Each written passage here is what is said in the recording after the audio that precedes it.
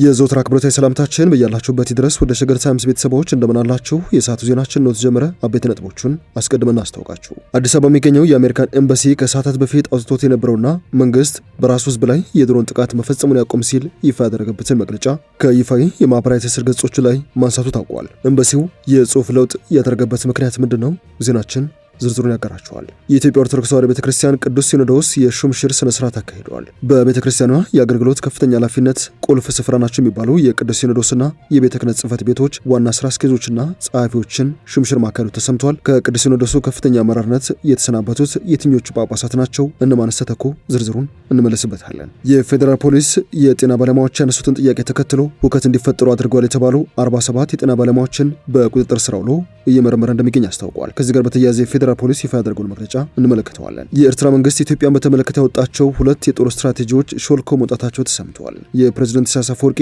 ሾልኮ የወጡ የጦር ስትራቴጂዎች የትኞቹ ናቸው? ሌላኛው የዜናችን ትኩረት ይሆናል። ፊልድ ማርሻል ብርሃኑ ጁላ መከላከያ ሰራዊት የሚከፍለውን ዋጋ ሊመጥን የሚገባ ድጋፍ ሊደረግለት ይገባል ሲሉ ሞግተዋል። እነዚህና ሌሎችም ወቅታዊ ጉዳዮች የዜናችን ትኩረት ናቸው። እንደተለመደው እያደመጣችሁን አብራችሁን ቆዩ የዘወትር አክብሮታዊ ግብዣችን ነው።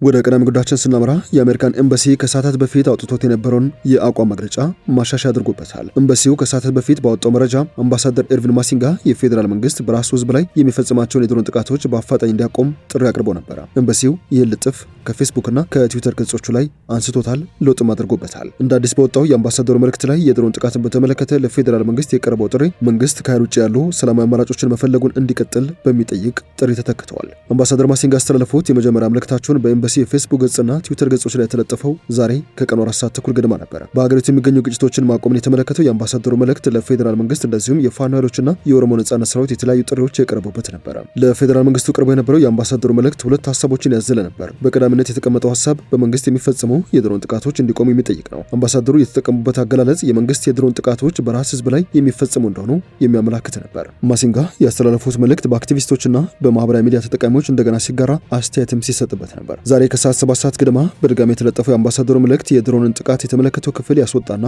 ለፌዴራል መንግስት የቀረበውን ጥሪ ያሻሻለ ነው። አዲሱ መልእክት የፌዴራል መንግስት ከኃይል ውጭ የሆኑ ሰላማዊ አማራጮችን መፈለጉ እንዲቀጥል የሚጠይቅ ሲሆን በተጨማሪም አምባሳደሩ መንግስት የዜጎችን ደህንነትና የመኖር ዋስትና እንዲያስቀድም ጥሪ አቅርበዋል። በአምባሳደሩ መልእክት ላይ ከዚህ ውጭ የተደረገው ሌላው ማሻሻያ ለፋኖ ኃይሎች በተላለፈው መልእክት ላይ ጥሪ እናቀርባለን የሚለውን እናሳስባለን በሚል የተካ ነው። በመጀመሪያው መልእክት ላይ አሜሪካ ፋኖ ከተጨባጭና ሰላማዊ ዓላማዎች ጋር ወደፊት እንዲመጣ ጥሪ ታቀርባለች ይል ነበር። አምባሳደሩ በኦሮሚያ ክልል የሚካሄደውን ግጭት ለማቆም የኦሮሞ ነጻነት ሰራዊት ድርድሮች እንዲቀጥል ጥሪ እናቀርባለን በማለት ለሌላኛው ታጣቂ ቡድን ያስተላለፉት ጥሪ አልተቀየረም። አምባሳደር ማሲንጋ ዛሬ ያስተላለፉት መልእክት በጥቅሉ ግጭቶችን ማቆምን የተመለከተ ነው። መልእክቱ ኢትዮጵያ በቀጠሉ ግጭቶች ውስጥ ወደ ሌላ ዓመት እየተሻገረች ስለመሆኑ የሚገልጽም ነው። እነዚህ ግጭቶች በኢትዮጵያ ህዝብ ላይ ያላቸውን ተጽዕኖ መለስ ብሎ ማሰብ አስፈላጊ እንደሆነ በመልእክታቸው ላይ አስፍረዋል። ህዝቡን ለማስቆም ጊዜው አሁን ያሉት አምባሳደር ማሲንጋ ይህንን ለማድረግም ለኢትዮጵያ ውስጣዊ ግጭት ዘላቂ መፍትሄ መተግበር እንደሚያስፈልግም ገልጸዋል። የተፈናቀሉ ሰዎች ወደ ቤታቸው እንዲመለሱ ማድረግ እንደዚሁም ህጻናት ትምህርታቸውን እንዲከታተሉና የጤና አገልግሎት እንዲያገኙ ማድረግም አስፈላጊ እርምጃዎች እንደሆኑ ጠቅሰዋል። አምባሳደሩ የትጥቅ ትግል አካል እንደሆነ በሚያስመስል የተንሰራፋውን ህግ የለሽነት እንዲያበቃ ስለማድረግ ህዝብን ለማስቀደም መተግበር አለባቸው ካሏቸው እርምጃዎች መካከል ይጠቀሳሉ። አምባሳደር ማሲንጋ መልእክታቸውን የቋጩት ሰላምና መረጋጋት የምንመርጥበት ጊዜ አሁን ነው በማለትም ነበር። የአሜሪካን ኤምባሲ የመጀመሪያውን የአምባሳደሩ መልእክት ለምን ከገጹ እንዳነሳውና ለምን ለፌዴራል መንግስት የቀረበውን ጥሪ ማሻሻያ ለማድረግ እንደወሰነ አልገለጸም። ጠንከር ያሉ ቃላትን የሚጠቀሙት የአሜሪካው አምባሳደር ከዚህ ቀደም በሰጡት አስተያየት ምክንያትም ከመንግስት ነቀፋን ማስተናገዳቸው ይታወሳል። መንግስትን ያስቆጣው የአምባሳደሩ አስተያየት ባለፈው ዓመት በዚህ ግንቦት ወር በቀድሞ የአሜሪካ ቆንጽላ ግቢ ወይንም አሜሪካን ግቢ ባደረጉት ጠንከር ያለ ንግግር ላይ ተነሳ ነበር። አምባሳደሩ በዚህ ንግግራቸው መሰረተ ልማቶችን ኢላማ ያደረጉ ጥቃቶች እንዲቆሙ ጠይቀው ነበር። ማሲንጋ ሽፍቶች፣ ታጣቂ ቡድኖችና አንዳንድ ጊዜ ደግሞ የመንግስት የጸጥታ ኃይሎች በህይወት የመኖርና የመከባበር መብቶች ላይ ጥሰት መፈጸማቸው የህግ ሂደትና የህግ የበላይነትን አለማክበርን የሚያሳይ ነው ሲሉም በመንግስትና በታጣቂዎች ላይ ጠንካራ ትችት አቅርበው ነበር። አምባሳደር ማሲንጋ በወቅቱ ያቀረቡት ወቀሳ ግን ከመንግስት በኩል ጠንካራ ምላሽን ያስከተለባቸው ነበር። የውጭ ጉዳይ ሚኒስቴር የአምባሳደሩ ንግግር ተከትሎ ባወጣው መግለጫ ማሲንጋ ያልተጠየቁትን ምክር ሰጥተዋል በማለት ወቅሶ ነበር። የአምባሳደሩ ንግግርም በደንብ ያልተጤነ ብልሃት የሚጎሉ ሲልም ተችቶታል። አምባሳደር ማሲንጋ ሳይጠየቁ ለኢትዮጵያ መንግስት ምክር ለመለገስ ሞክረዋል ያለው የውጭ ጉዳይ ሚኒስቴር ያልተገባ ክስ የኢትዮጵያ መንግስት ላይ ቀርቧል ሲልም የአምባሳደሩን ወቀሳ ማጣጣሉ ይታወሳል።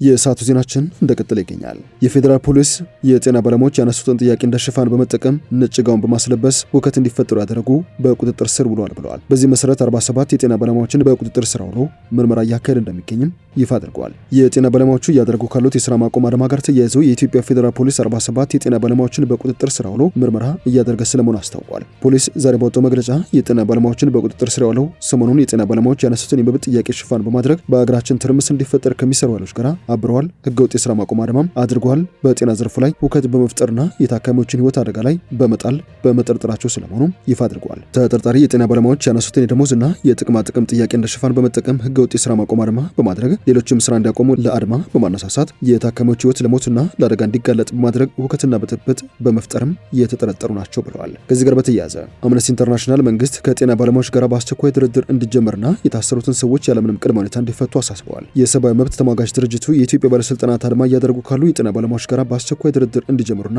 የታሰሩትን ሰዎች ያለምንም ቅድመ ሁኔታ እንዲፈቱ ነው ያሳሰበው። አምነስቲ ዛሬ ባወጣው መግለጫ ለሁለተኛ ሳምንት እየተካሄደ ያለው የስራ ማቆም አድማ በመላ ሀገሪቱ የታካሚዎችን የጤና አገልግሎት የማግኘት መብት በእጅጉ ገድቧል ሲል አስጠንቅቋል። የአምነስቲ ኢንተርናሽናል የምስራቅና ደቡብ አፍሪካ ቀጠና ዳይሬክተር ቲጌሬ ጃኩታ መንግስት ቀውሱን የበለጠ ማራዘም የለበትም ሲሉ ገልጸው የጤና ባለሙያዎች ይህንን አለመግባባት ለመፍታትን በጋራና ገንቢ በሆነ ድርድር ላይ መሳተፍ እንዳለባቸው አጽንኦት ሰጥተዋል። በተጨማሪም አምነስቲ በሐኪሞች ላይ የሚደርሰውን መንገላታትና ማስፈራራት እንዲቆም ጥሪ ያቀረበ ሲሆን ከስራ ማቆም አድማው ጋር በተያያዘ የታሰሩ የጤና ሰራተኞች በሙሉ ያለምንም ቅድመ ሁኔታ እንዲፈቱ ነው ያሳሰበው። አምነስቲ የስራ ማቆም አድማ ግንቦት 4 ከተጀመረ ወዲህ በመላ ሀገሪቱ የታሰሩ የሕክምና ሰራተኞች 212 መድረሱን የሚገልጽ ዝርዝር እንደተቀበለም ገልጿል። በቁጥጥር ስር ከዋሉት መካከል በስራ ማቆም አድማው ላይ ያልተሳተፉት ፓቶሎጂስት ዶክተር ማህሌት ጉሽ እንደሚገኙ በድርጅቱ ተገልጿል።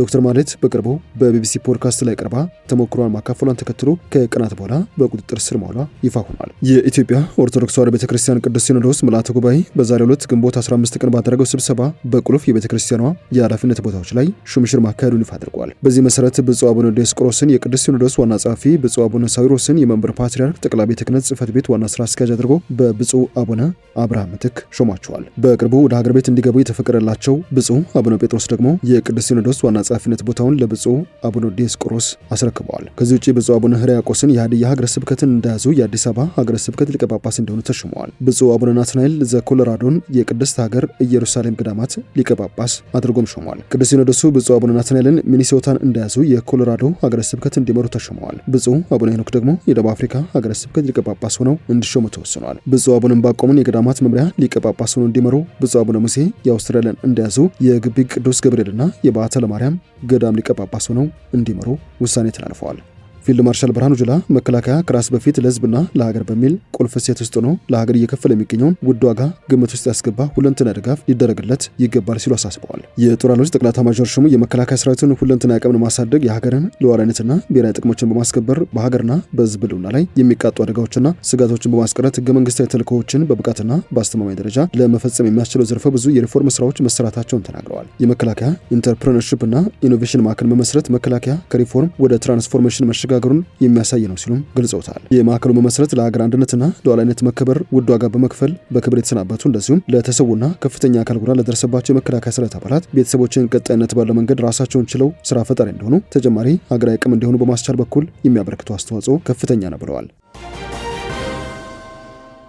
የፕሬዝዳንት ኢሳያስ አፈወርቂ ኢትዮጵያን የተመለከቱ ሁለት የጦር ስትራቴጂዎች ሾልኮ መውጣታቸው ተሰምተዋል። ዋዜማ ራዲዮ ያጠናቀራቸው ዘገባ እንደሚያሳየው ኢትዮጵያና ኤርትራ ወደ ተጨማሪ ዙር ጦርነት ለመግባት ቋፍ ላይ የደረሱ መስለዋል። ዓለም አቀፉ ማህበረሰብም በጉዳዩ ዙሪያ ትኩረት ሰጥቶ ብዙዎችን ያሰጋውን ጦርነት ለማስቆም ያደረገው ጥረትም እዚህ ግባ የሚባል አይደለም ብሏል ዘገባው። ከሰሞኑ እንደሚታየው በሁለቱ ሀገራት የጋራ ድንበር አካባቢዎች የኤርትራ ጦር ዝግጅት፣ ወታደራዊ እንቅስቃሴና የጦር መሳሪያዎች ጭምር እየተንቀሳቀሱ ይገኛሉ። በዚህ ማለት ነው የድብቁ የኤርትራ መንግስት ሁለት የጦር ስትራቴጂዎች ሾልከው ወጥተዋል የተባለው። እንደ ዘገባው ከሆነ የመጀመሪያው ስትራቴጂ መጠነ ሰፊ የሰው ኃይል ወደ ማሰልጠኛ ካምፖች ማስገባትና ወታደራዊ ትጥቆችን ማከማቸት ነው። ከዚህ አንጻር ዘገባው በዋነኝነት ያረጁና የሶቪየት እንደዚሁም የምስራቅ አውሮፓ ትንንሽ እንደዚሁም መካከለኛ የጦር መሳሪያዎች የታጠቁት የኤርትራ ጦር ውስን ነገር ግን የላቀ የእጅና አውቶማቲክ የአየር መከላከያ ስርዓቶችን እየታጠቀ ነው ብለዋል። ሌላኛው ሾልኮ ወጥቷል የተባለው ስትራቴጂ ደግሞ በኢትዮጵያ ውስጥ ግጭቶችን ማባባስ፣ ለተለያዩ ኃይሎችም ድጋፎችን ማድረግ እንደሆነ ዘገባው አትቷል። በዚህ መንገድ ከታየ ደግሞ ኤርትራ ባለፉት 3 አስርት ዓመታት ውስጥ የኢትዮጵያ መንግስት የሚቃወሙ ለተለያዩ የነጻ አውጪ ግንባሮች የመታገያ ሜዳ ስታደል ቆይታለች። እነዚህም በተመለከተም በአፍራሽ ድርጊቶች የተሳተፈችበት በደንብ የተመዘገበ ታሪክ አላትን የተባለው በቅርቡ የኤርትራ ኢትዮጵያን ወታደራዊ ጥንካሬ ለማዳከም የቅድመ አጋሮቿን እንደገና ማግኘትና አዲስ አጋርነት መፍጠር ጀምራለች የተባለ ሲሆን በጠቅላይ ሚኒስትር አብይ አህመድ በሚመራው የኢትዮጵያ መንግስት ላይ ስላሉ ድጋፎችና የጋራ ስልቶች ለኤርትራ ደህንነቶችና የጥፋት አጋሮች ለበርካታ ቡድኖች ገለጻ ማድረጋቸው ነው የተዘገበው። ወደ ሸገር ታይምስ ቤተሰቦች የሰዓቱ ዜናችን አበቃ። ስላደመጣችሁን አመሰገንን። በያላችሁበት ሰናይ ጊዜ